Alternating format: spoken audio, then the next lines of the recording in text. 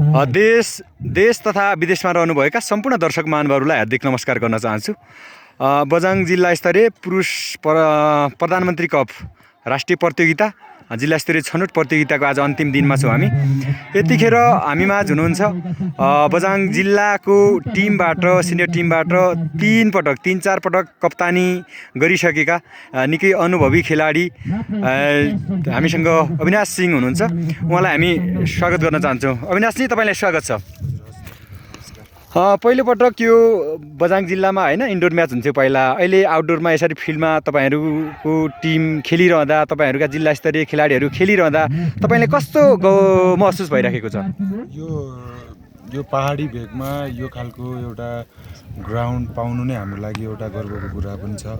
र विगत वर्षदेखि जसरी नेटमा खेलाडीहरू छनौट प्रक्रिया हुन्थ्यो, खेलाडीको ट्यालेन्ट एउटा सानो नेटभित्र नदेखिने भए पनि त्यसमा हामीले एउटा 4-5 बल खेलेको आधारमा प्लेयरहरू सिलेक्सन गर्नुपर्ने थियो र त्योबाट पनि विवादहरू धेरै उत्पन्न भएको अवस्था पनि थियो।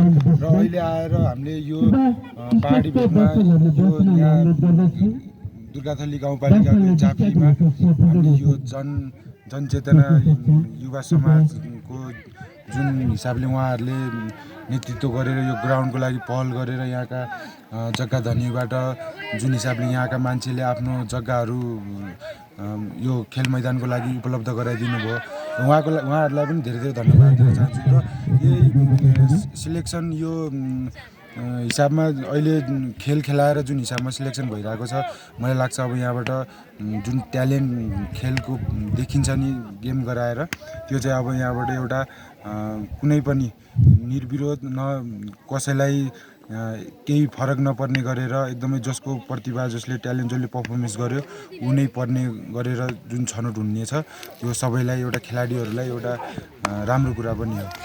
पक्कै पनि अविनाश, योभन्दा पटक अगाडि जिल्लाबाट छनौट भएर पनि टोली गयो, एउटा इन्डोरमा खेल्नुपर्ने बाध्यता थियो। यो खेल मैदानले साँच्चीकै कतिको फाइदा हुन्छ जस्तो लाग्छ, अथवा कतिको अब्बल टिम निस्किन्छ जस्तो लाग्छ अब बझाङ जिल्लाको? पक्कै पनि हामी यो बझाङ जिल्लाका जति पनि खेलाडीहरू छ, हामी सबै कोही बेङ्गलोरमा, कोही धनगढी, कोही काठमाडौँ, सबै फरक ठाउँमा प्रशिक्षण गरिरहेका छौँ। र एक्कासी आएर हामीले जुन हिसाबले यो खेल मैदानले एउटा टिमको गेम भएको भएर पनि एउटा यहाँ जुन हिसाबले यो खेल सबैले एकअर्काको खेलको बारेमा सबैलाई थाहा हुने देखिन्छ, कसले कस्तो खेल्छ भन्ने कुरा जुन फिल्डमा खेल्दाखेरि देखिन्छ।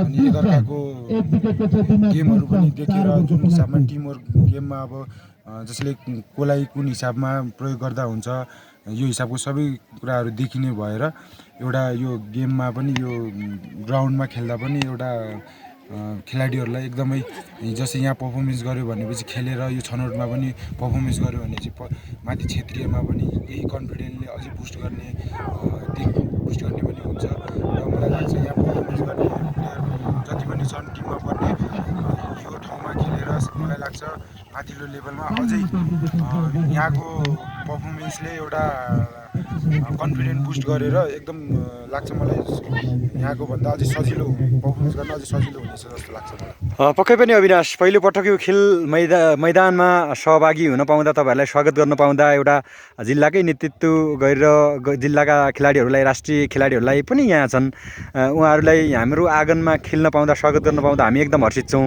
अबका दिनहरूमा स्थानीय सरकारले, सम्बन्धित निकायले, नेपाल सरकारले यो ग्राउन्ड स्तरोन्नतिका लागि के गरेको हेर्न चाहनुहुन्छ यो ग्राउन्डलाई अब तपाईँ? पक्कै पनि यो ग्राउन्डलाई स्थानीय निकायदेखि लिएर सरकारले जुन हिसाबले क्रिकेटको ग्रोथ भइरहेको छ नेपालमा, अब हाम्रो यो जिल्ला बझाङमा पनि ग्राउन्डको अभावको भएको बेलामा यहाँका स्थानीयहरूले आफ्नो जग्गा, आफ्नो खाने भाँडोलाई नै खेलकुदको लागि दिइसकेका छन् भनेपछि मलाई लाग्छ अब सरकारले पनि यसमा एकदमै ध्यान आकर्षण जाओस् र यो ग्राउन्डलाई अझै यो यहाँको जुन यो पहिलो 1 महिनामै यति राम्रो डाँडा पाखालाई सम्झाएर हजुरहरूले जुन हिसाबले गर्नुभएको छ, मलाई लाग्छ अब यहाँको स्थानीय सरकारदेखि लिएर माथिल्लो सरकारहरूले हेरेर यो ग्राउन्डलाई अझै एकदमै खेल्न लायकको आउटफिटदेखि लिएर टप विकेट, जस्तै अहिले हामीले म्याटमा खेलिरहेको छौँ भने यसलाई टप विकेट गराएर माटोको पिच बनाएर